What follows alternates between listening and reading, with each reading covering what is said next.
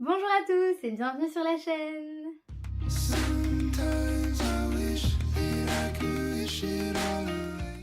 Et voilà, l'année 2022 est terminée et je vous propose donc aujourd'hui dans cette vidéo de faire un bilan de cette année, un bilan plutôt chiffré au niveau lecture, mais aussi un bilan en fait des événements livresques entre guillemets, des choses qui ont pu se passer lors de cette année qui sont importantes on va dire, ou en tout cas dont j'ai envie de vous parler. C'est la première étape d'un bilan qui va se poursuivre après avec une autre vidéo où je vais vous présenter mes meilleures lectures de l'année. Donc je ne sais pas encore quand cette vidéo arrivera, mais elle arrivera car il y a des pépites dont j'ai très envie de vous parler. Aujourd'hui on s'attaque donc aux chiffres, au bilan vraiment de l'année et aussi aux objectifs de 2023 et notamment aux objectifs lecture encore une fois parce que je vais vous parler rapidement des livres que j'ai envie de lire en 2023 et j'ai vraiment choisi 12 livres comme pour faire ce challenge, si vous le connaissez, le challenge entre guillemets 12 mois, 12 livres. On se met comme objectif de lire 12 livres. Techniquement, c'est un par mois. Moi, c'est juste, j'en ai choisi 12 dans ma bibliothèque et je me suis dit, ceux-là, il faut que je les lise cette année. Voilà, histoire de les lire. On va donc commencer tout de suite avec sûrement la question que vous vous posez normalement. C'est combien de livres ai-je lu cette année? Eh bien, j'ai lu 85 livres. C'est moins qu'en 2021. Mais c'est tout de même très bien, je suis tout de même contente. Mais c'est vrai qu'il y a toujours ce sentiment de déception quand on sait qu'on est capable de faire mieux.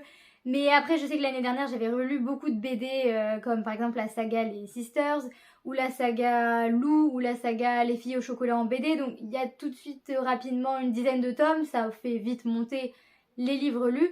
Donc finalement, je pense qu'en fait, c'est plutôt ce rythme-là de cette année qui représente mon rythme de lecture ordinaire. J'ai mon petit carnet pour vous lire tout mon bilan parce que j'ai tout écrit. Ça m'a pris une plombe de le faire, mais j'aime ça, donc je peux développer et vous dire que sur ces 85 livres lus, j'ai lu 34 graphiques, 13 mangas. Oui, alors je sépare les mangas et les graphiques juste parce que, je sais pas, j'avais envie de les séparer. Et j'ai lu 36 romans / nouvelles, donc je rassemble les deux encore une fois. Ce qui est plutôt pas mal. Encore une fois, c'est moins que l'année dernière, évidemment. Mais j'ai lu plus de mangas que l'année dernière, donc ça c'est bien, surtout qu'un de mes objectifs, donc je vais aussi vous parler des objectifs que j'ai réalisés, même si je crois qu'il y en a pas beaucoup, mais je sais qu'un des objectifs que je m'étais mis c'est de lire au moins 10 mangas et j'en ai lu 13, donc on peut dire que ça c'est bien. Ce n'est pas non plus un bilan extraordinaire, mais moi ça me suffit et je pense que c'est voilà, comme je disais, ça représente bien le nombre de livres que je suis capable de lire en une année en prenant en compte tout ce que je fais à côté, toutes mes autres activités, notamment les cours et le lycée, et la prépa, enfin bref. Et je peux vous dire que j'ai terminé 3 sagas, ce qui est peu par rapport à toutes celles que j'ai commencées, mais on y va petit à petit hein, évidemment. Et j'ai ajouté dans ma palle, parce que ça aussi c'est important, 80 livres, ce qui est assez bien, je trouve. Je n'arrive pas à me dire qu'il y a 80 livres là dans mes bibliothèques qui sont nouveaux et que j'ai ajoutés cette année. C'est sûr que ça fait bizarre, mais c'est vrai que là on arrive à un point où j'ai du mal à trouver de la place. Et donc je termine l'année 2022 avec 109 livres dans ma palle.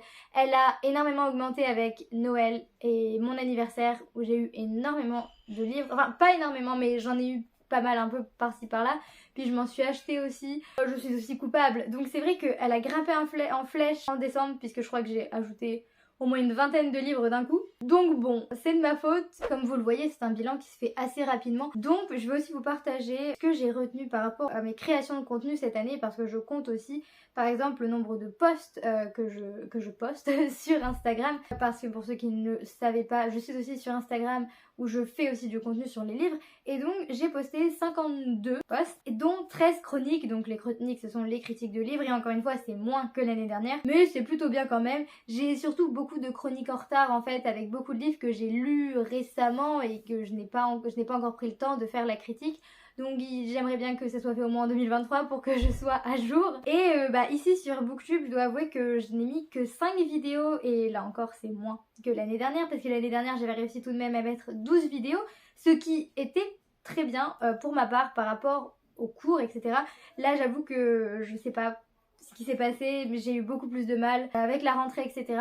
Donc j'espère que cette année Clairement, je vais faire plus de vidéos parce que j'ai très envie de vous partager plus de contenu et j'ai beaucoup de vidéos à faire, beaucoup d'idées. Donc bon, on va espérer que ça sera mieux. Toujours dans la création de contenu, j'ai publié 7 réels sur mon compte Instagram. Et pour finir, eh bien, j'ai terminé l'année 2022 avec 73 abonnés ici sur Booktube et 437 abonnés sur Bookstagram.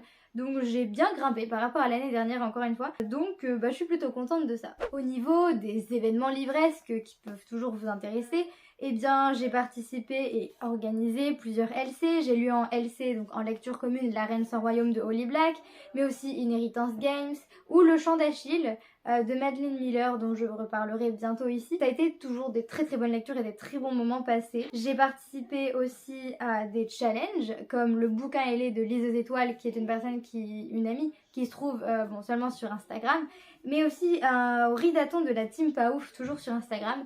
Donc pas beaucoup de challenges non plus cette année, encore une fois comparé à l'année dernière. Mais j'ai bien apprécié ces challenges et je vous les recommande. Mais j'ai aussi organisé des challenges comme l'atelier du printemps avec mon amie Lise aux étoiles, qui était un challenge assez basique, toujours des livres à mettre dans des catégories, des menus, etc. Mais c'était un peu plus travaillé dans le sens où derrière on mettait une histoire et j'étais très contente de cette expérience et très contente d'avoir créé ce challenge. Tout comme la semaine Bookstack, qui avait déjà eu une édition l'année dernière, donc en 2021. Et je ne participais pas à cette édition, mais c'était un groupe de booktubeuses qui s'étaient rassemblés pour organiser une semaine avec des lives avec des auteurs, des défis, plein d'événements et j'ai pu participer à l'organisation cette année et ça a été totalement génial. On a fait aussi des concours et vraiment j'ai adoré, c'était vraiment top et ça reste un très bon souvenir de cette année, de l'année 2022. Et pour finir, j'ai réorganisé mon Ridathon Challenge Je vide ma palle avant Noël, dont j'ai parlé d'ailleurs en vidéo il y a quelques temps. Et je pense que je vais encore le réorganiser cette année en 2023 parce que j'aime vraiment beaucoup et ça me booste vraiment à lire avant Noël, même si ça change rien parce que je reçois beaucoup trop de livres pour, on va dire, équilibrer ma pile à lire. Mais voilà. Sinon, cette année aussi, je n'ai pas pu aller au Salon du Livre de Montreuil, même si j'aurais bien aimé y aller, mais j'avais des examens, je devais réviser tout ça. Mais j'ai quand même pu voir Victor Dixon. Je parle de lui tout particulièrement parce que c'est un auteur que j'apprécie énormément, parce qu'il est passé en dédicace dans la ville où j'habite, en fait, dans une librairie, et donc j'ai pu le voir et c'était vraiment un très bon moment. J'ai aussi pu voir Éléonore de Villepoix, l'autrice de La Ville sans vent et de Bruxelles, qui était aussi en dédicace dans une librairie près de chez moi. Donc j'ai quand même pu rencontrer des auteurs même si je ne suis pas allée à Montreuil et ça c'est cool.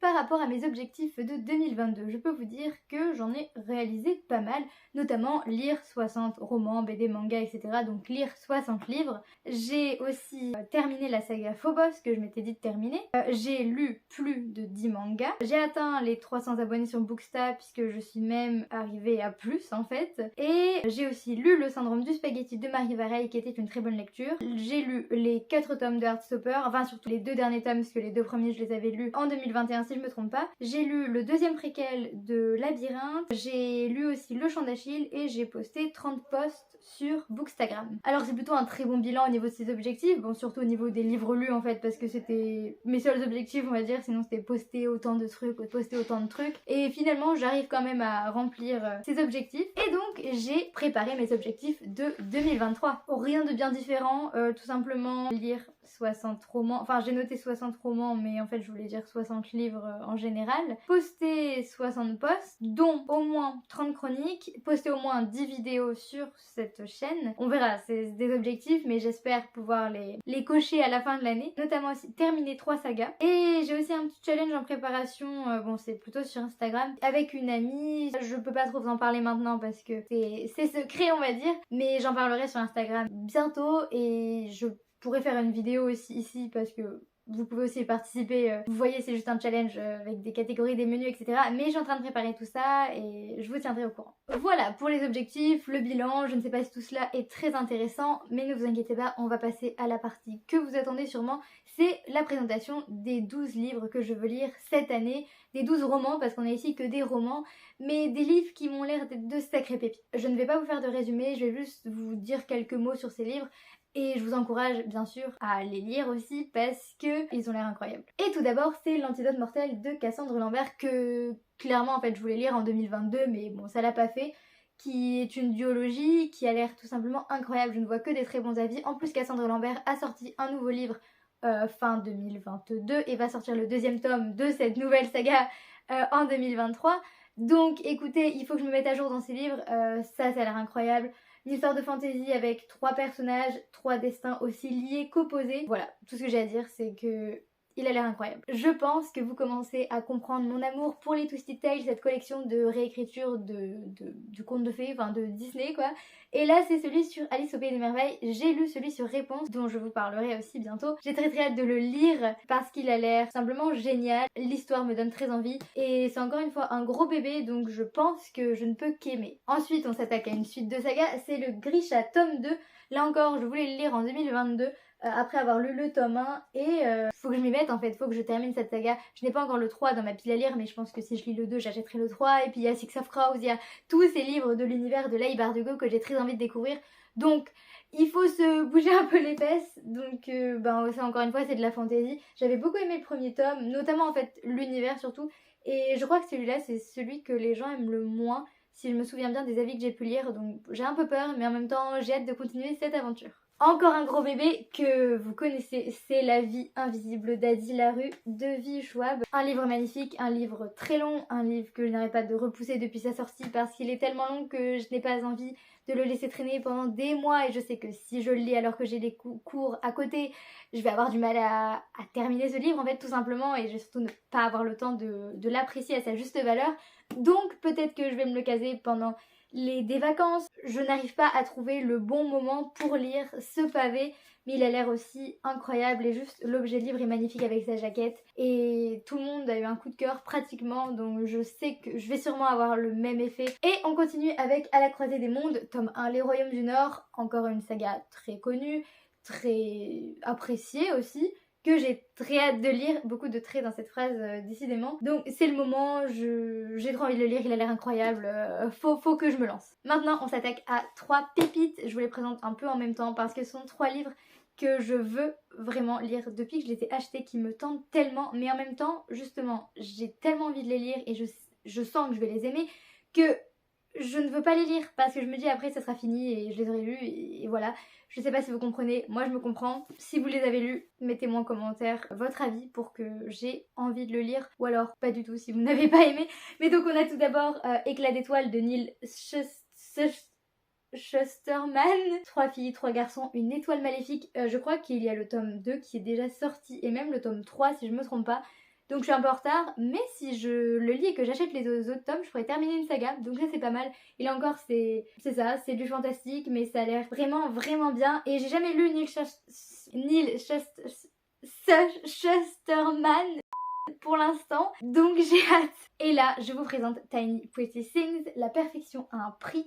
Là c'est publié chez Hachette et lui je n'ai même pas les mots pour vous expliquer à quel point j'ai envie de le lire parce que je pense que j'ai énormément d'attentes et que je m'attends à un truc exceptionnel et j'espère en fait que ça sera exceptionnel. Je sais qu'il y a un deuxième tome, je sais qu'il y a une série, pour l'instant j'ai rien vu mais j'ai très envie de plonger dans ce roman et de, je l'espère, l'apprécier énormément. J'adore, je sais pas, les histoires de danse classique et là ça se passe dans une école de danse classique, ça a l'air exceptionnel. Et là, le dernier c'est Et ils meurent tous les deux à la fin de Adam Silvera, publié chez Robert Laffont. Et lui j'ai encore plus peur que tous les autres parce que je pense que je vais craquer avec ce livre qui va me faire un effet de dingue. J'avais lu c'était quoi, la préface ou je sais pas comment ils appellent ça. En tout cas un petit message de l'auteur tout simplement et rien que le fait de le lire m'a provoqué une émotion indescriptible donc je pense que c'est le genre de livre avec lequel je vais avoir les larmes aux yeux. En tout cas j'aimerais bien, je sais qu'il y a eu beaucoup d'avis positifs mais peut-être aussi des avis négatifs mais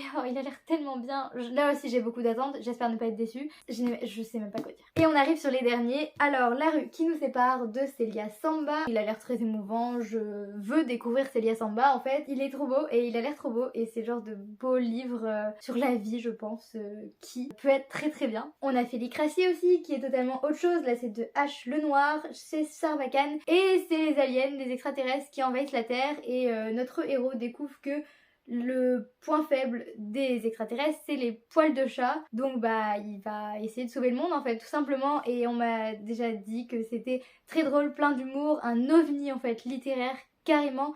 C'est pour ça que j'ai aussi très envie de me plonger dans la lecture de cet ovni. Et on finit avec Labyrinthe, le rivage des survivants, le premier tome de la nouvelle saga, j'ai envie de dire, de James Dashner, même si c'est lié au labyrinthe, comme vous pouvez l'imaginer, mais c'est d'autres personnages. Je ne sais pas du tout ce que ça vaut. J'espère aimer. J'espère ne pas avoir l'impression que c'est trop, que ça ne servait à rien de faire cette suite. Mais me connaissant, je vais aimer et il a l'air très chouette. Et James Dashner, j'aime sa plume, j'aime ses univers, donc bon, s'il me donne encore des livres, moi ça me convient.